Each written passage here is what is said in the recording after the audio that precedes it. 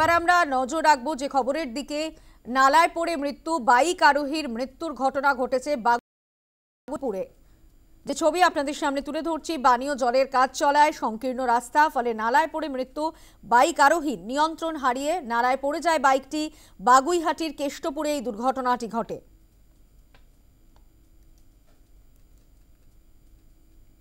আপনাদের যে ছবি আমরা তুলে ধরছি, নালায় পড়ে মৃত্যু হলো বাইক আরোহীর। পানীয় জলের কাজ চলাতে সংকীর্ণ হয়ে যায় রাস্তা, ফলে নিয়ন্ত্রণ হারিয়ে নালায় পড়ে যায় বাইক। বাগুইহাটির কেষ্টপুরে দুর্ঘটনাটি ঘটেছে। নালায় পড়ে মৃত্যু হয় বাইক আরোহীর।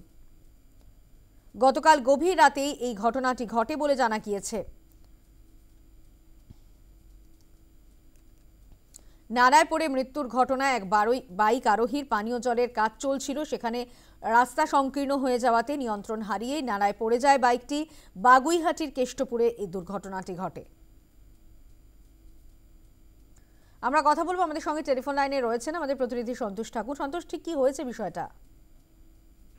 দেখো সাধারণত তোমার জানাবো, গতকাল গভীর রাতের ঘটনা। কেষ্টপুরের বাসিন্দা তিনি যখন নিজের বাড়ির দিকে যাচ্ছিলেন এবং সেই সময় জগৎপুরে যে রাস্তা, মেন রাস্তা, সেইখানে পৌরসভার তরফ থেকে, বিধাননগর পৌরসভার তরফ থেকে রাস্তার উপরে পানীয় জলের কাজ চলছিল এবং সেই সময় জায়গা কম ছিল। সেই সময় সেই জায়গা দিয়েই বাইক নিয়ে যাচ্ছিলেন সেই ভদ্রলোক এবং সেই তাকেই যখন রাস্তা ছোট থাকার কারণেই সেই যুবক, প্রায় 38 থেকে 40 বছর বয়স তার, সঞ্জয় সরকার, এবং জগৎপুরের কেষ্টপুরের এলাকার বাসিন্দা, তিনি সেই সময় এই রাস্তা ছোট হওয়ার কারণে, কাজ চলাকালীন তিনি সাইড থেকে যাচ্ছিলেন। সেই সময় নালা ছিল, নালাতে তিনি পড়ে যান এবং নালায় পড়ে গিয়ে তার মৃত্যু হয়। তারপরে এলাকার লোকজনরা দেখতে পান যে একজন বাইক সহ নালায় পড়ে যাচ্ছেন। তারপরেই বাগুইহাটি থানায় ফোন করা হয়। বাগুইহাটি থানা পুলিশ কর্মীরা তারা আসেন এবং বাগুইহাটি পুলিশ কর্মীরা তারা এসে সেই যুবককে উদ্ধার করেন এবং সঞ্জয় সরকারকে বিধাননগর মহকুমা হাসপাতালে নিয়ে আসলে চিকিৎসকরা মৃত বলে ঘোষণা করা হয় এবং বিধাননগর পুলিশ চাইছে তার ময়নাতদন্তের জন্য এবং আরজিকর হাসপাতালে তার দেহটি পাঠানো হবে এবং ময়নাতদন্ত রিপোর্ট আসার পর জানা যাবে প্রাথমিকভাবে তার কি কারণে, এই সঞ্জয় সরকারের যে মৃত্যু কি কারণে। এবং এই যে কারণ যেটা দেখা যাচ্ছে কি এলাকার লোকজনে জানাচ্ছেন কি রাস্তায় কাজ চলছিল এবং পৌরসভার যে পানীয় জলের যে পাইপ বসানো হচ্ছিল সেই সময় রাস্তার সংকীর্ণ পাওয়ার জন্য এই ঘটনাটা ঘটেছে। ইতিমধ্যে তার পরিবার লোককে খবর দেওয়া হয়।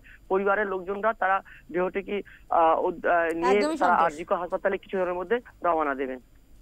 ধন্যবাদ সন্তোষ।